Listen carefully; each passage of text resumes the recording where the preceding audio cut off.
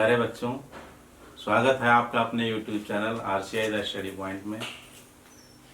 आज इंटरमीडिएट के बच्चों के लिए संस्कृत खंड से दूसरा पाठ है आत्मज्ञ है वो सर्वज्ञ, यानी जो आत्मज्ञानी है ये सर्वज्ञ होता है। इसका ये तात्पर्य है कि जो व्यक्ति आत्मज्ञानी है, जिसे आत्मा का बोध हो गया है, वही सर्वज्ञ। सर्वज्ञ माने सब कुछ जानने वाला।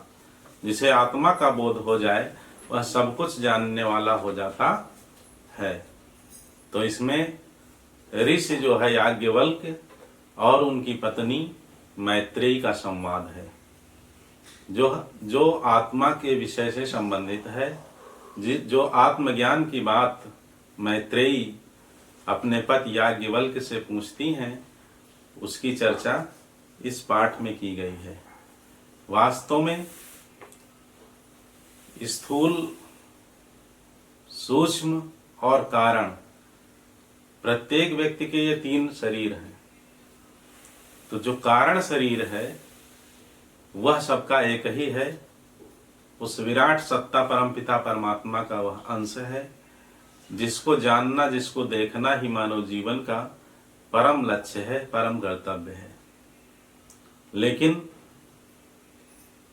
स्थूल शरीर के जो 5 इंद्रियां हैं, ज्ञानेंद्रियां हैं, उनके जो विषय हैं रूप, रस, गंध, शब्द, स्पर्श, इनके चक्कर में पड़ा हुआ मनुष्य पूरे जीवन इनकी पूर्ति में, इनकी इच्छाओं और कामनाओं की पूर्ति में लगा हुआ अपने जीवन को नष्ट कर देता है और अंततः इस संसार से खाली हाथ ही जाता है।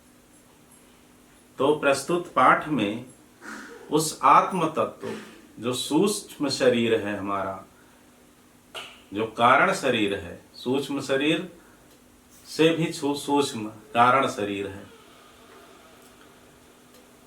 उसकी चर्चा की गई है।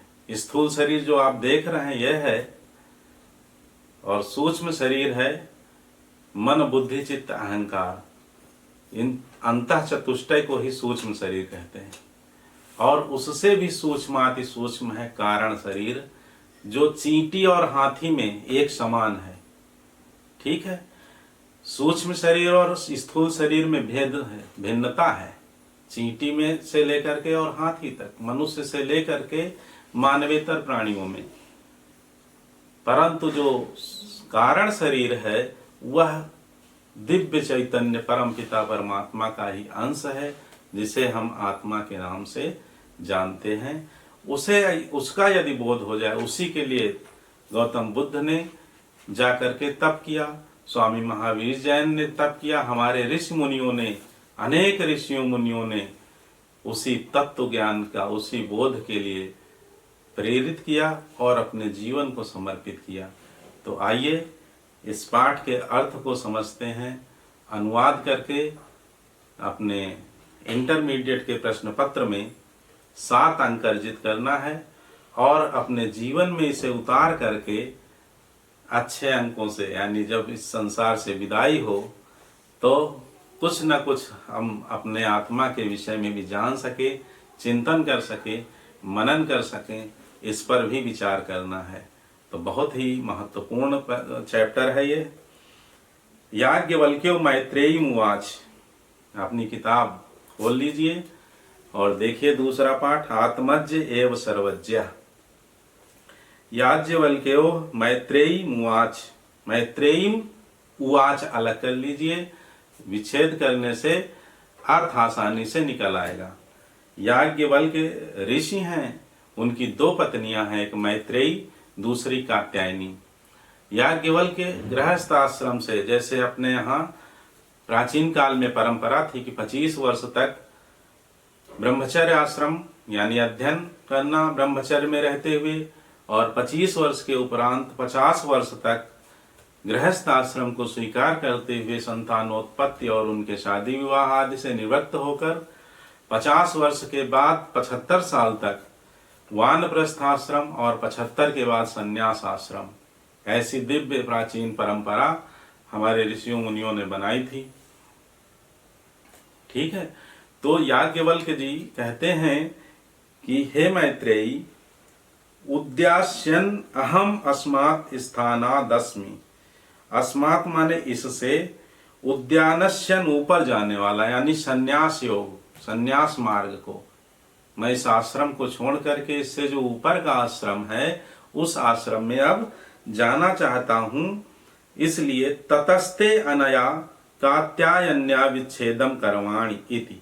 इसलिए जो कुछ भी हमारी संपत्ति है उसे आप में और कात्यायनी में विभाजित कर दें, बंटवारा कर दें, जिससे आप दोनों में बाद में झगड़ा ना हो।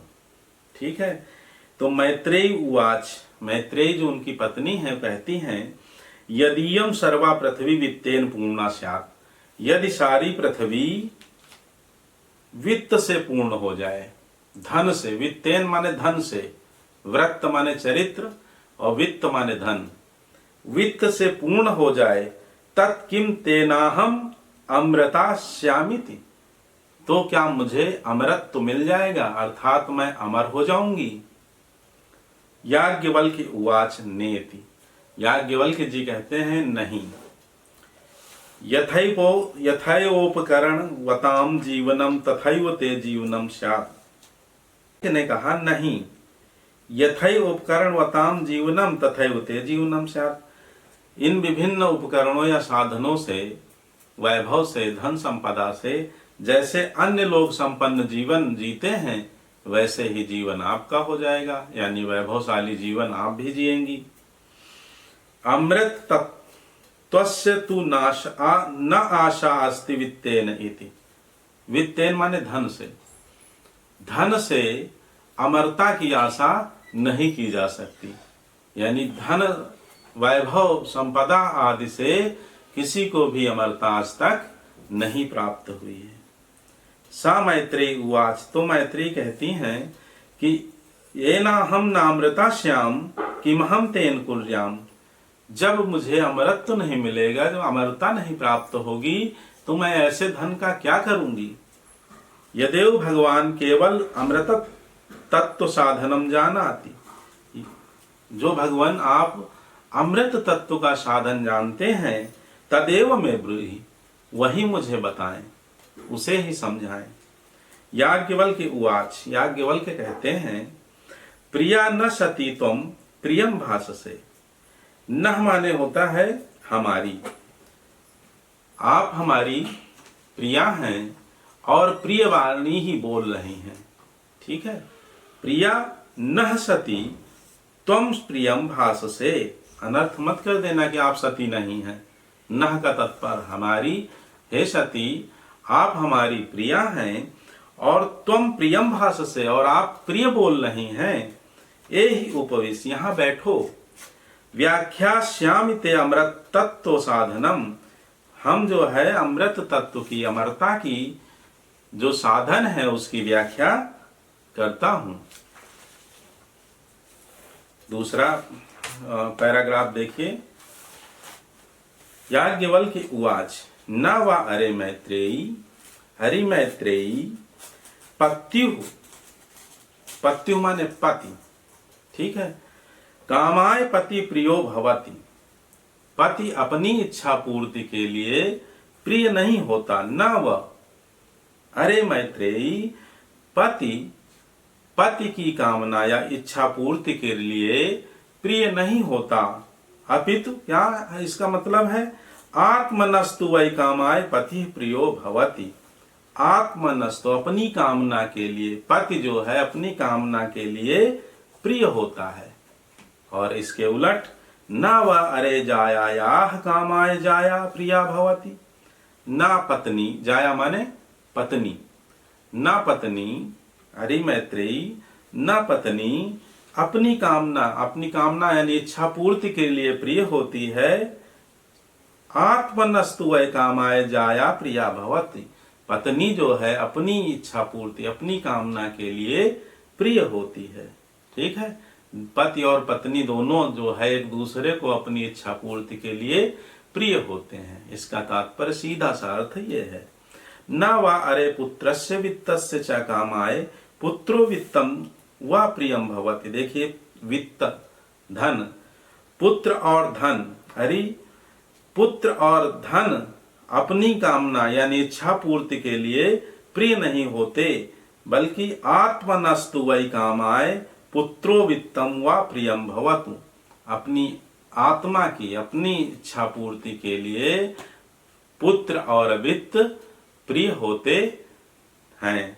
ठीक है, पुत्र के लिए नहीं बल्कि अपनी इच्छा पूर्ति की, बड़ा होकर के मेरी सेवा करेगा, मेरा पालन पोषण करेगा, मेरी संभाल करेगा, मेरी देखभाल करेगा, इसलिए प्रिय होता है।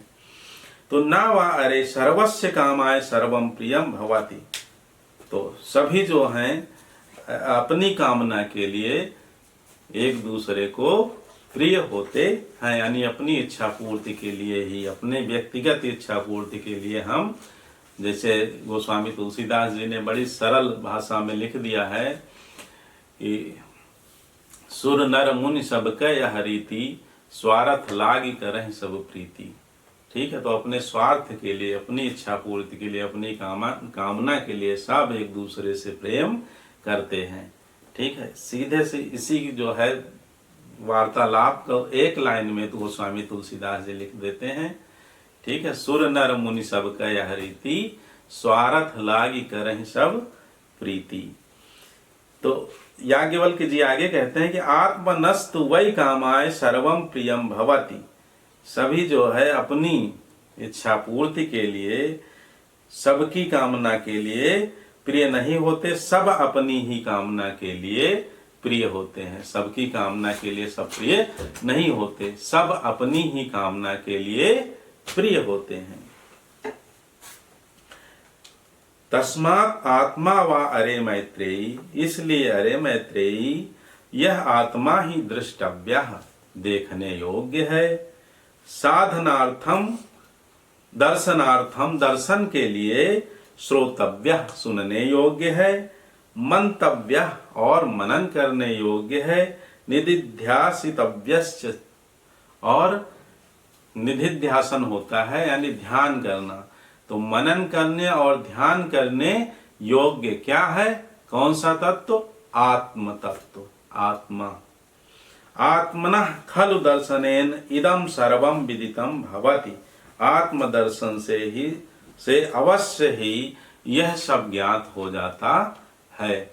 अतएव वित्त, धन, वैभव, संपदा जो तुम्हें नहीं चाहिए उसको त्याग करके मनन, चिंतन, ध्यान और देखने योग्य जो कुछ भी तत्व है वह आत्म तत्व है। उसका अवलोकन करने मात्र से सब कुछ जो हम नहीं जानते हैं वह भी जान लेते हैं, ज्ञात हो जाता है।